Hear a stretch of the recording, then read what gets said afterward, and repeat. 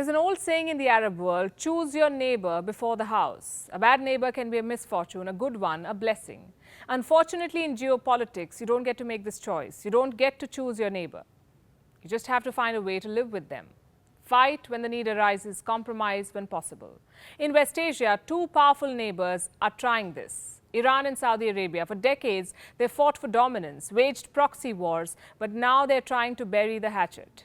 Last week, 3 Iranian diplomats arrived in Saudi Arabia to take back posts at the OIC, Organization of Islamic Cooperation. This follows 5 rounds of talks between the two sides, talks that have been described as cordial, practical and positive. Now, this is very significant. A major geopolitical churn is underway in West Asia. But what's driving it? What's behind this thaw between Iran and Saudi Arabia? What brought them to the negotiating table? Also, why were they fighting in the first place? Is their rivalry religious or political or both? How did this impact West Asia, and how will the rapprochement change the region? Hello and welcome to Gravitas Plus. I'm Palki Sharma Upadhyay. The roots of Saudi Arabia's rivalry with Iran are often sought in a 1,000-year-old religious schism, a schism between Sunnis and Shias, the two main branches of Islam. Iran and Saudi Arabia are on the opposing sides of this split. In the 17th century, the Safavid dynasty transformed Iran into a bastion of Shia Islam. In the 18th century, the House of SAUD embraced an ultra-conservative version of Sunni Islam. This marked the onset of their sectarian rivalry. But it's important to not overstate this split. Much like Sunnis and Shias, Saudi Arabia and Iran share fundamental beliefs, and they've coexisted for centuries. In fact, every time their interests have not clashed directly, there have been a few moments of positive engagement. I'll give you examples. During the Cold War, they worked together to help the United States establish a solid front against the Soviet Union. They collaborated to contain Moscow's expansion in the Gulf. There was clear division of labor. Iran provided military capabilities to US-led forces, and Saudi Arabia provided funding and theological ammunition. Then in the 1960s, when the Egyptian army intervened in the Yemen war, Riyadh and Tehran came together to back Yemen's Shia monarch.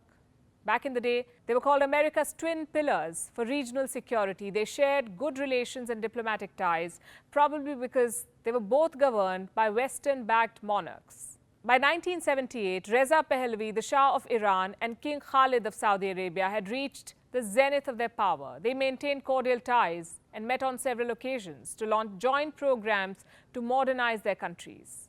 But 1 year later, everything changed. Iran witnessed a revolution in 1979. Shia militias, backed by Ayatollah Khomeini, toppled the Shah. They took Iran from being a secular nation to a new kind of revolutionary theocracy. Iran started exporting its model and beliefs beyond its borders. The Ayatollah called upon Muslims to overthrow American-backed Arab rulers. The same year, 1979, there was a transition in Saudi Arabia too. One that sent the kingdom down the path of conservatism. The Grand Mosque in Mecca, the holiest site in Islam, was attacked by radical Islamists. The attack took Saudi Arabia from modernity to desert tribalism. The House of Saud took refuge in Wahhabism to cement its authority. It renewed ties with Sunni Wahhabi clerics and began exporting its beliefs to build influence. So to put it simply, after 1979, Iran and Saudi Arabia started drifting apart. They both set out on a quest of building influence. Both had the resources to do so.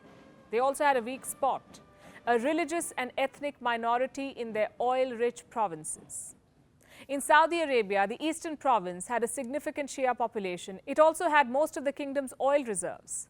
The Saudi monarchy felt threatened by the unrest here. It started exerting control on the Shias and limiting their links to Iran. Same with Iran.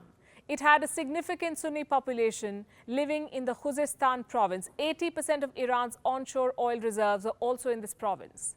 So the regime feared an ethno-religious upheaval here. It started cracking down on Sunni Muslims.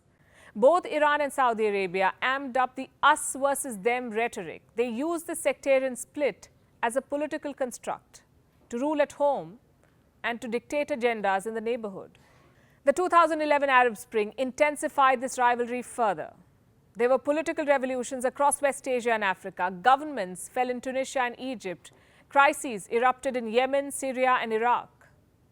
This resulted in a power vacuum, which was immediately exploited by Iran and Saudi Arabia. Both began racing to fill this void. They supported uprisings in states they were not close to. and opposed rebellions in states they considered allies. I'll give you a few examples. Bahrain, for example, Iran supported anti-government protests in the name of respecting the will of the people. Saudi Arabia did the opposite. It dispatched its army to help Bahrain's monarchy. In Syria, Saudi Arabia backed the rebels. It still does. It provides them generous military and financial assistance. Iran does the opposite. It supports the Assad regime in fighting rebel groups backed by Riyadh. In Lebanon, Iran supports the Hezbollah, a Shia militant group. Thanks to Iran, the Hezbollah controls a huge and heavily armed fighting force. Saudi Arabia has for the longest time supported the Lebanese government in taking on the Hezbollah. Then we have Yemen. Iran supports the Houthi rebels, a Shia militia group fighting the regime. Saudi Arabia, along with a coalition of Arab nations, helps the regime strike the Houthis. And finally, we have Israel. Militant group Hamas has been a close ally of Iran. Tehran helps the group fight for the Palestinian cause. Officially, Saudi Arabia does not support Israel, but the two are said to have formed a covert alliance with a joint interest of countering Iran. And these were just a few examples. There are many more. The rivalry between Saudi Arabia and Iran is reflected all over West Asia. In the pro-Saudi camp are Sunni states like the UAE, Bahrain, Kuwait, Jordan, and Egypt. In the pro-Iran camp are the Shia-dominated government of Iraq and the Bashar al-Assad regime of Syria. Split between their power play are Yemen, Lebanon, and Qatar. The religious fragmentation in these states, the prevailing divisions between Shias and Sunnis, feeds the Saudi-Iran rivalry.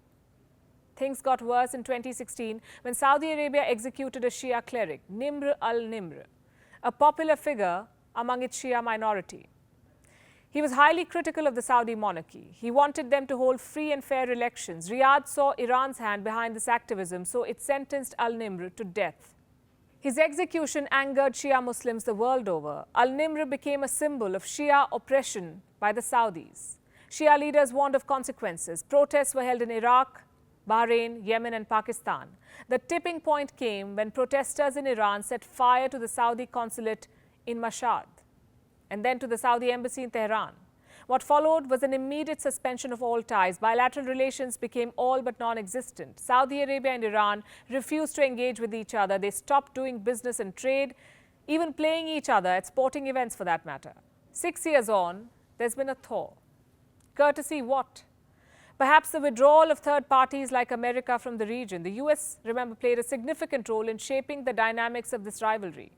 Another reason is the losing charm of oil. Their most prized treasure, the key to their geopolitical might, the future of petrodollars, looks bleak. It's a mix of politics and economics that has forced Riyadh and Tehran to explore a compromise. Iran's reasons are largely economic. US sanctions are crushing its economy. Restoring ties with the second largest economy in West Asia will help Iran broaden regional trade. Also reach out to several Sunni majority countries. For Saudi Arabia, the reasons are both economic and political. Crown Prince MBS is trying to diversify the economy, and for that he needs to change his country's image. A de-escalation with Iran could spell an end to its proxy wars. Also help MBS attract investments. He needs money to realize his much-touted Vision 2030. So at the end of the day, this warming up of ties is more about money than anything else. It won't spell the end of the decades-old conflicts. At best, bring a precarious peace. Well, we say anything is better than war.